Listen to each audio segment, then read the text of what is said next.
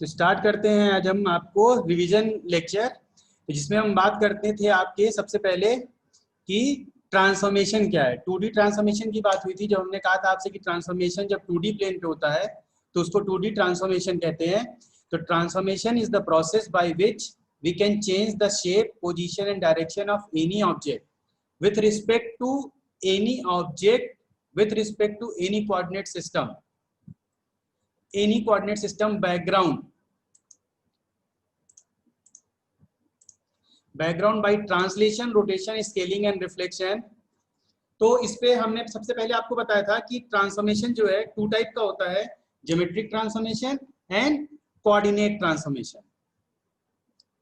Geometric transformation and coordinate transformation. तो जब हम ज्योमेट्रिक ट्रांसफॉर्मेशन की बात करते हैं तो आपका ज्योमेट्रिक ट्रांसफॉर्मेशन क्या होता है, जब ऑब्जेक्ट इटसेल्फ मूव करता है रिलेटिव टू कोऑर्डिनेट सिस्टम, तो ये कहलाता है आपका ज्योमेट्रिक ट्रांसफॉर्मेशन। और कोऑर्डिनेट ट्रांसफॉर्मेशन क्या है, जब ऑब्जेक्ट आपका स्टेशनरी रहता है और कोऑर्डिनेट सिस्टम मूव करता है, तो ये आपका कहलाता है आपका कोऑर्डिनेट ट्रांसफॉर्मेशन। अब हम इसी में बात किए थे किस चीज की, ट्रांसलेशन की। अब ट्रांसलेशन में क्या था, आपका एक पॉइंट था, कोई पॉइंट को हमने ट्रांसलेट कराया दूसरे लोकेशन पे, तो प्रीवियस लोकेशन पे उसका कोई कोऑर्डिनेट था एक्स वाई और न्यू लोकेशन पे गया तो उसका कोऑर्डिनेट हो गया एक्स डैश वाई डैश। उसको हमने किससे फाइंड किया था, पी डैश टीवी पी से, पी डैश टीवी पी से। अब इस पे हम क्या करते हैं कि अब देखिए इसमें हम किस तरह से इसको फाइंड आउट करते हैं कि ये आपका कोऑर्डिनेट सिस्टम है, ये x और ये y। अब ये एक पॉइंट है जिसका कोऑर्डिनेट क्या है, उसका कोऑर्डिनेट xy है। कोऑर्डिनेट क्या है, xy। अब हमने इसको ट्रांसलेट कराया,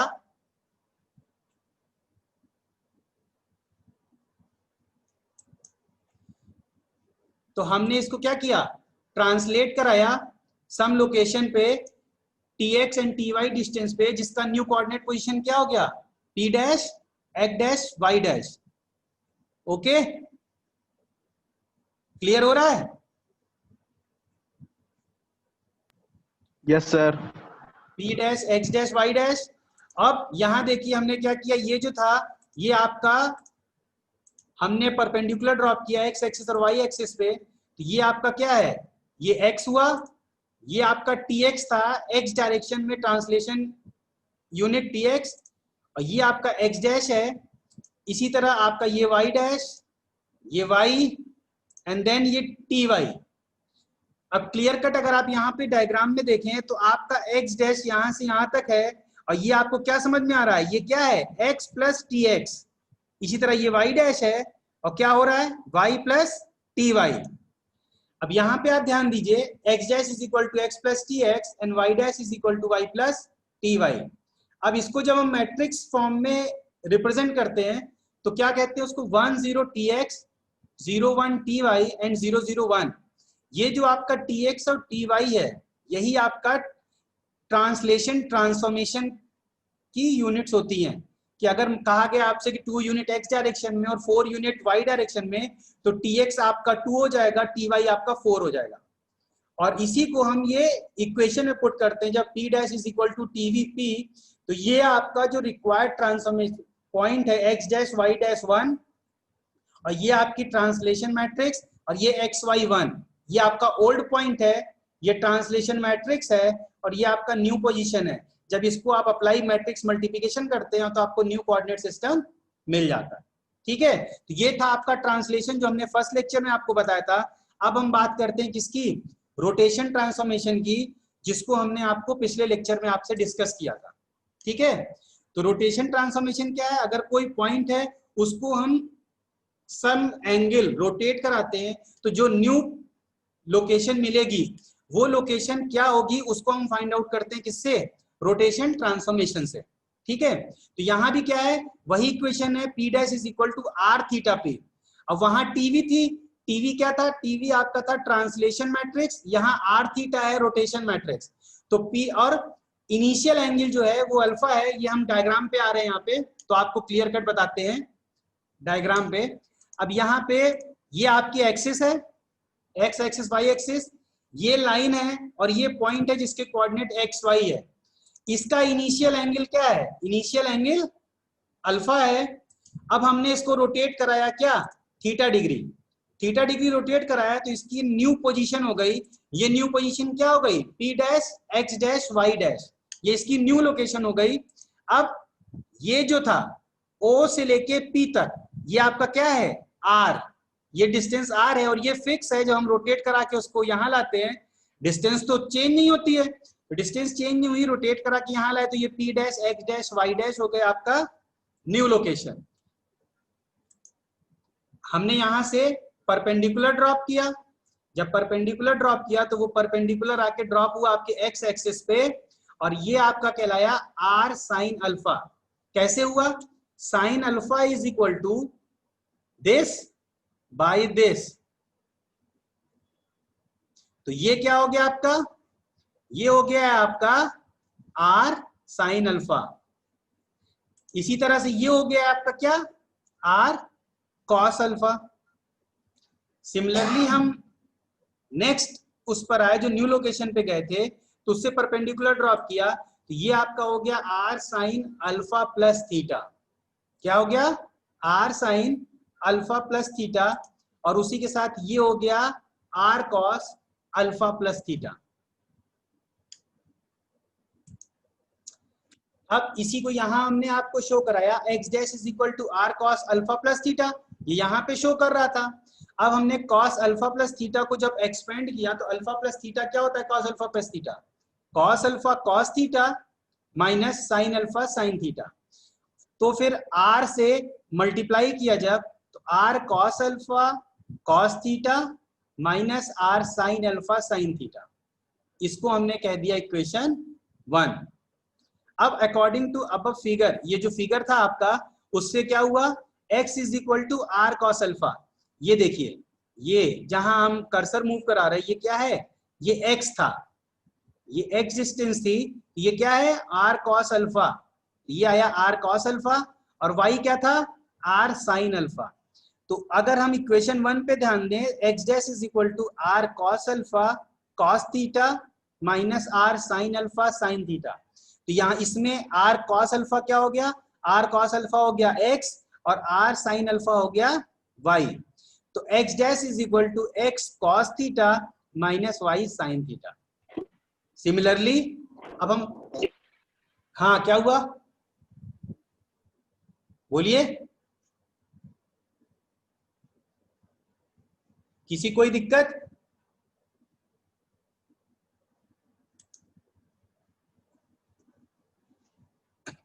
तो similarly y dash is equal to R sine alpha plus theta and y dash is equal to R sine alpha cos theta plus R cos alpha sine theta. अब इसमें भी क्या हुआ? x is equal to R cos alpha and y is equal to R sine alpha. अब हमने क्या किया? इसी में x और y की वैल्यू पुट कर दी, तो y dash is equal to y cos theta plus x sine theta. अब हमने इसको, जैसे हमने बताया था मैट्रिक्स लिखने में आसानी हो, तो हमने इसको शफल कर दिया था, x साइन थीटा पहले कर दिया था और y कॉस थीटा बाद में। अब अगर आपने ये देखिए, दोनों जो रेड से लिखा हुआ है वो x dash is equal to x cos theta minus y sine theta, और y dash is equal to x sine theta minus y cos theta. अब इससे क्या हुआ? x x वाले टर्म पहले लिखे हैं, y y वाले टर्म बाद में। अब इसी से मैट्रिक्स लिखने में आपको आसानी होगी, तो आसानी होगी, तो उससे कैसे आप लिख सकते हैं इसको? मैट्रिक्स, मैट्रिक्स आप लिख सकते हैं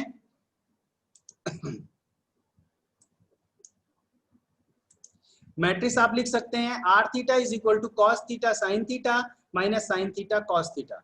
अब इक्वेशन क्या हो गई आपकी? P dash R theta P, return कैसे? 3x3 के मैट्रिक्स में इस फॉर्म में लिखा है, ठीक है? इस फॉर्म में आपके पास लिखा हुआ है।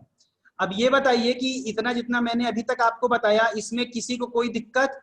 तो अनम्यूट करके क्वेश्चन पूछ सकते हैं अभी, अपने आप को सेल्फ को अनम्यूट करके आप क्वेश्चन पूछ सकते हैं।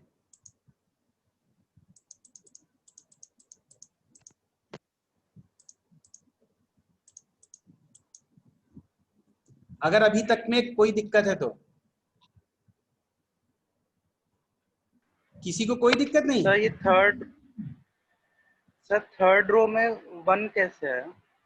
ये जो 001 लिखा है, यस।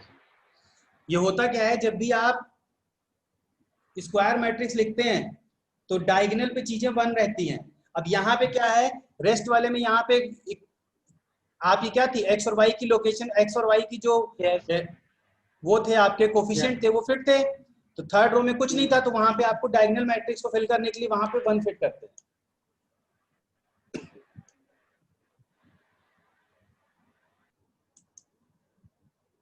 और किसी को कोई इक्वेशन जो हमने ड्राइव की उसमें कोई दिक्कत? तो हम प्रीवियस जाएं। डायग्राम में कोई दिक्कत?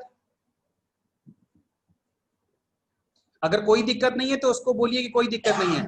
और एक चीज समझिए, अगर आपको कोई क्वेश्चन पूछना रहा करे तो आप हैंड रेस की फैसिलिटी आपके जूम में अवेलेबल है, आप हैंड रेस करिए, हम आपसे डायरेक्टली कांटेक्ट करके आपका अनम्यूट करके आपसे क्वेश्चन पुट अप कर लेंगे।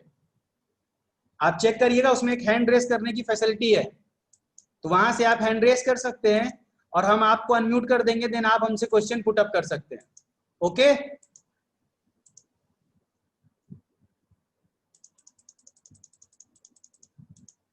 आगे प्रोसीड करें हम? Yes sir.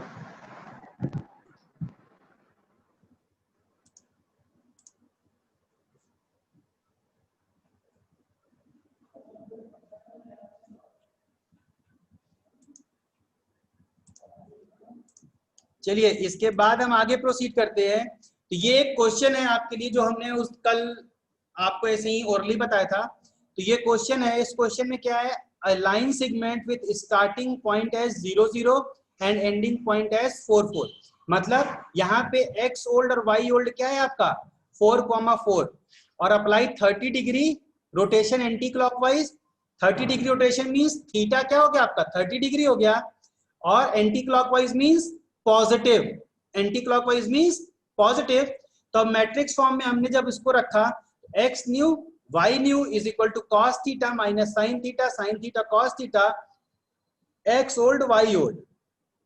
अब x ओल्ड क्या है, अकॉर्डिंग टू क्वेश्चन क्या था, theta 30 degree and x old 4 y old 4। अब हमने इसको क्या किया, मैट्रिक्स में फिट किया आंसर को। जब आंसर को यहाँ वैल्यूज को फिट किया तो क्या हुआ, cos 30 minus sin 30 cos sin 30 cos 30 into 4 वो 4।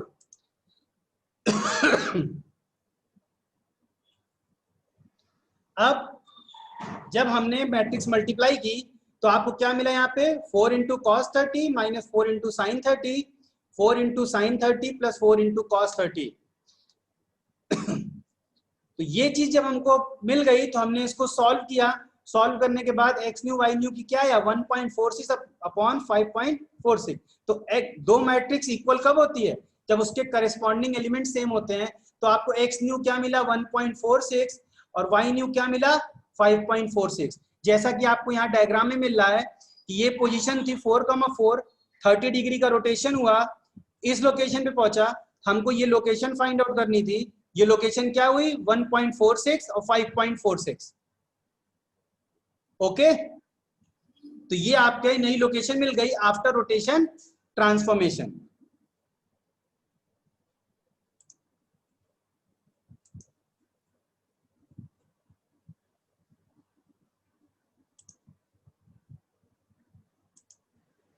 हाँ बेटा पूछो क्वेश्चन। सर ये पूछना था कि जैसे आपने क्वेश्चन में 2x2 की मैट्रिक्स से सॉल्व किया है, तो क्या सर कंपलसरी नहीं है कि हम हमेशा 3x3 ही लिखना है? नहीं नहीं, ऐसा कुछ नहीं है कि 3x3 लिखना है।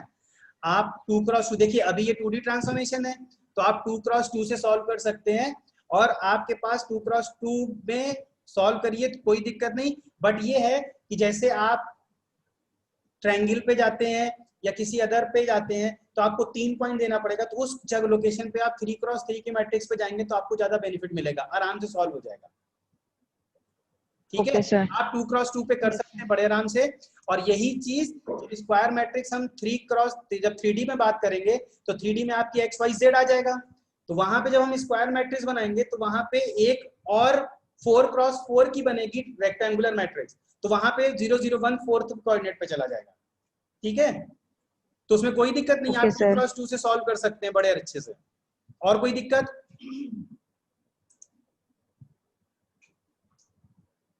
और कोई दिक्कत?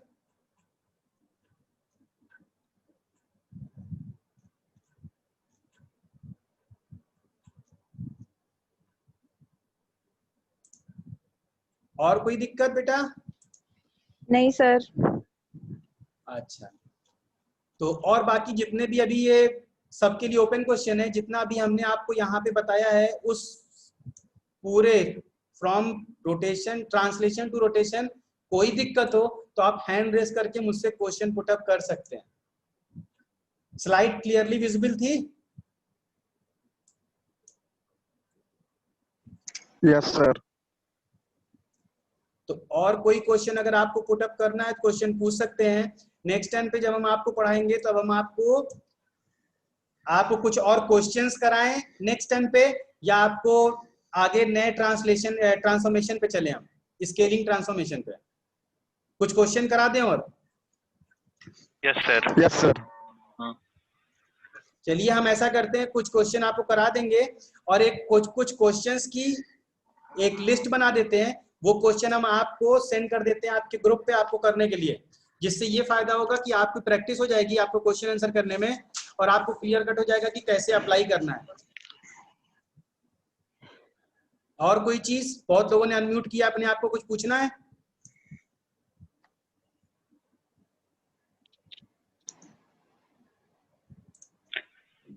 No sir.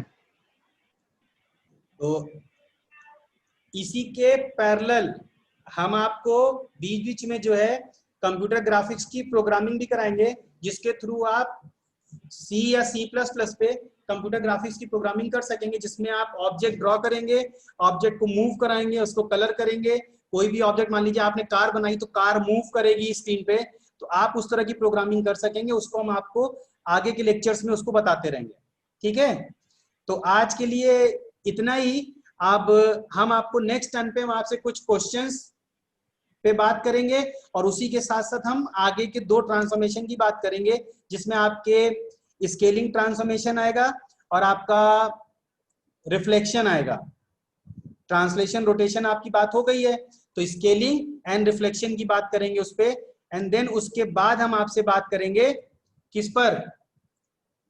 ट्रांसफॉर्मेशन के आगे 3D ट्रांसफॉर्मेशन में। पहले हम ट्रांसफॉर्मेशन बता देंगे, देन आपके अदर पे आएंगे, जिसमें हम बात करेंगे आपसे रोटेशन, आपके डिस्प्ले डिवाइसेस के बारे में।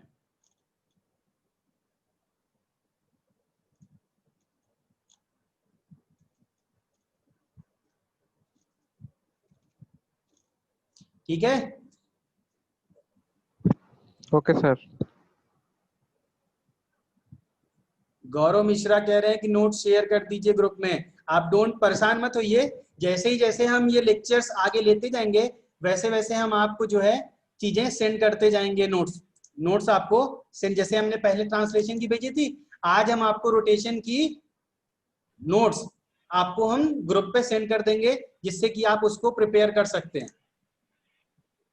ठीक है, तो उसकी चिंता नहीं करिए, आपको नोट्स मिलती रहेगी। हम आपको कुछ क्वेश्चंस भी भेज देंगे, जिसके थ्रू आप क्या करिएगा, क्वेश्चन भी सॉल्व करते रहिएगा।